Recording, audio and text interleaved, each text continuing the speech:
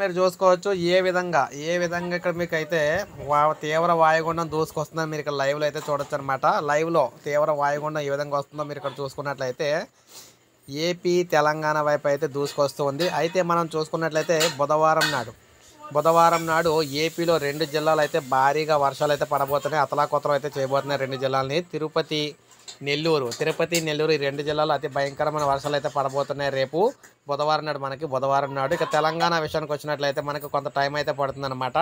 తెలంగాణ మిగిలిన ఆంధ్రప్రదేశ్లో మిగిలిన జిల్లాలకు కొంత టైం అయితే పడుతుంది. బుధవారం మాత్రం నెల్లూరు అదేవిధంగా చూసుకున్నట్లయితే చిత్తూరు 2 జిల్లాల్లో భారీ వర్షాలకు అవకాశం అయితే ఉందన్నమాట.